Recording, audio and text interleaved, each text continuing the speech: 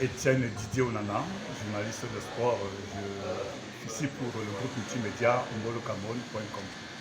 Alors, Étienne Onana, vous venez d'assister comme ça à un séminaire organisé par le groupe Rugby et Son au Cameroun. Alors, que retenir au sortir de ce séminaire? Bon, je dois dire que c'est une très bonne initiative d'outiller les hommes de médias dans la terminologie des disciplines sportives, dans la connaissance des rouages, des lois et règlements de ces disciplines sportives qui courent au quotidien.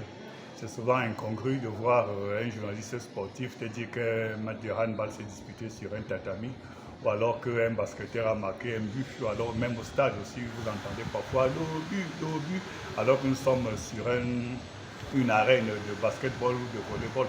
Je crois que ce sont des choses qu'il faudrait corriger, et pour le corriger, il faudrait que les hommes de médias soient assez outillés par rapport à ça.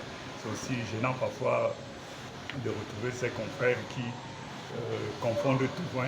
Vous arrivez dans un combat, dans une compétition de boxe, vous voyez des boxeurs peut-être habillés en rouge, d'autres en bleu, et vous dites mais ça c'est pas les couleurs du Cameroun, pourquoi est-ce que vous pouvez habiller des boxeurs camerounais en rouge ou en bleu, en sachant pas que dans ces compétitions il y a un code, il y a des lois, il y a des règlements qu'il faut pouvoir connaître. Je crois que c'est une très bonne initiative pour les journalistes sportifs camerounais de pouvoir le faire. Maintenant, il ne suffit pas d'avoir des connaissances, il faut pouvoir les mettre en pratique. Et pour qu'on les mette en pratique, il faudrait qu'il y ait suffisamment de compétitions, ce qui amènerait les journalistes à mettre en pratique de manière régulière ce qu'ils auront appris.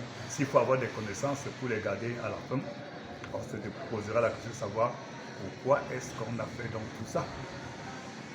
Merci.